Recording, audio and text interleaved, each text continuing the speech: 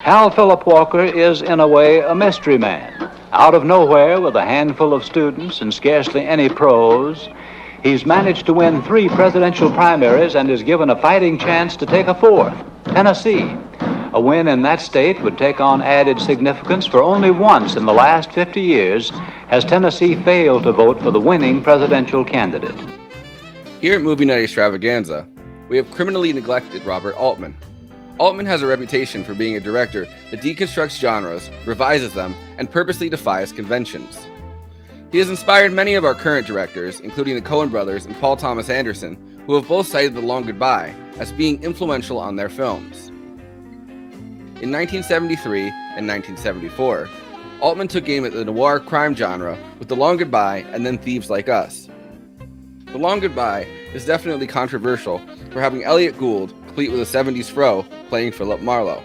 At a time when Philip Marlowe was probably best remembered as Humphrey Bogart in The Big Sleep, Lee Brackett, who co-wrote the 1946 adaptation of The Big Sleep with William Faulkner, was hired to write a screenplay adaptation of The Long Goodbye.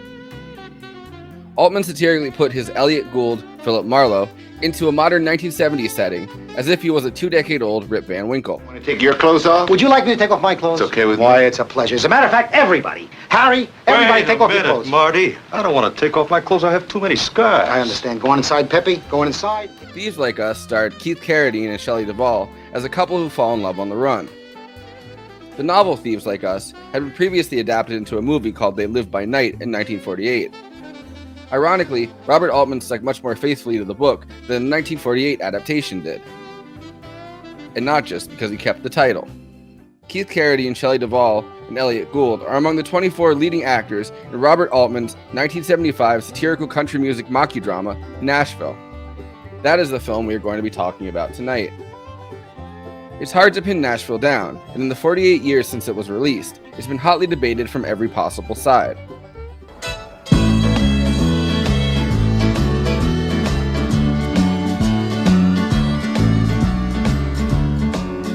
I'm thinking, about the first job I ever really got was when my grandma, she's the one who clacked her false teeth to the radio all day. She taught my mama how to sing, and Mama taught me. One time she took me down because we was going to get a new Frigidaire. Nashville depicts 5 days, from a Friday to a Tuesday, in the country music capital. As the film wants to take us through the mundane but busy everyday existence of both country western stars and the normal people who surround them, it's a brilliantly structured film. Rather than having us follow each of these 24 threads separately, a lot of the action takes place at large events, where the characters are able to freely come and go. There is a political backdrop to the film, as the main action is centered around the insurgent presidential campaign of Hal Philip Walker, a replacement party candidate who has won 3 presidential primaries and aims to make Tennessee the 4th one. Willing to battle vast oil companies, eliminate subsidies to farmers, tax churches, abolish the Electoral College, change the national anthem, and remove lawyers from government, especially from Congress. The politics of Nashville has been debated and analyzed as much as everything else, with a lot left in the air. This makes sense, especially when you realize that they shot the Grand Ole Opry scenes on the same day Nixon resigned. America itself was up in the air. 4 months before his resignation, Nixon desperately went and played piano at the Grand Ole Opry, hoping to regain his footing by spending time with the Southern voters who had given him their support twice. Presidential candidate Hal Philip Walker is never glimpsed, but spends the movie driving around, yelling into a car speaker. Robert Altman's frequent collaborator at that point, Joan Tewksbury, wrote the screenplay for Nashville after going to Nashville at Altman's direction to scope out the scene. Several incidents in the film were taken directly from Joan's actual experiences on that trip. And as far as the film has a central focus, it really doesn't, but the Hamilton family is as close as we get. Henry Gibson's Haven Hamilton, Ronnie Blakely making her debut as Barbara Jean, and Dave Peel as Bud Hamilton. Hal Walker's condescending media consultant, John Triplett, is tasked with getting the Hamiltons to agree to perform at a gala concert for Walker's presidential campaign. He exploits the fact that Hamilton clearly has future political ambitions of his own.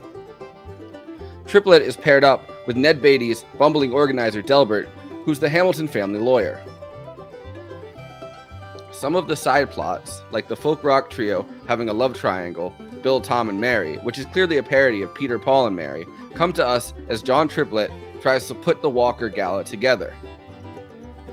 Others, like Elliot Gould's cameo, or the sad story of PFC Glenn Kelly, or Shelley Duvall's role as L.A. Joan, a teenage groupie who's supposed to be in Nashville to see her dying aunt, are plots we encounter around the Hamilton family. A heartbreaking major plot involves Barbara Jean having a nervous breakdown and being hospitalized on the same floor as L.A. Joan's aunt. Still others, like Suleen Gay and Winifred, are local women who are trying to break into the Nashville scene. Altman takes pains to remind us that the Nashville country scene is very much apart from Hollywood, and yet is equally obsessed with spectacle and its own importance. Well, we're going to line up a lot of movie stars. I think people down here feel that movie stars are eccentric. Crazy. I mean, well, a lot of them are. It's been said now. Although the trappings and locations might be different, the same superficial obsession with fame and relationship to the general public exists in Hollywood and Nashville, as they do in any center of popular culture.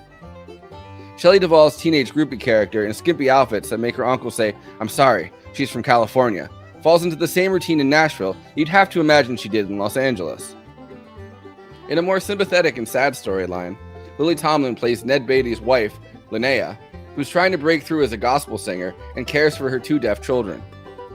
Rather than going with the swarmy and dishonest John Triplett, Altman and the audience's outsider gaze is captured by Geraldine Chaplin playing a possibly fake BBC documentarian named Opal. Opal may be just another crazy person latching onto fame, and it's hinted throughout the film she might not actually be a BBC documentarian. Nashville in 1975 also happens at the same time as the ongoing sexual revolution. For young men, but especially for women, acceptable sexual behavior and mores were rapidly shifting. Nashville explores affairs. Apparently everyone having an affair in Nashville does it with Keith Carradine. Affairs, casual hookups, and groupies are all part of the 24 storylines. Whether it's Lily Tomlin's Linnea being moved to sleep with Keith Carradine after hearing him play, needing a break from a mundane and difficult home life, or the folk music trio that's splitting apart because Mary is in love with Keith Carradine. And in the case of Shelley Duvall, the way that endlessly chasing pleasure can untether you from everything you should care about, to the raw exploitation that comes with the music business in general. The changing cultural and sexual mores are explored in a traditionally conservative cultural milieu. Country musicians and Nashville's residents hated the way that Altman portrayed their community and fans. They felt like the Hollywood director was just trying to poke fun at the hicks down south.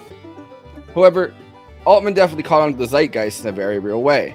I would argue that Jimmy Carter, elected in 1976, latched onto the same synthesis of Southern charm, outsider populist energy, and the same pop cultural moment that Altman attempts to explore here. The sprawling and pretty incredible achievement of Nashville, with its 24 character threads, is considered Robert Altman's magnum opus. And for good reason.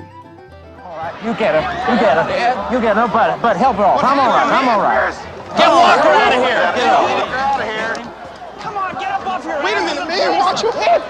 Y'all take it easy now. This isn't Dallas, it's Nashville. Oh, man, this is Nashville. You show them what we're made of. They can't do this to us here in Nashville.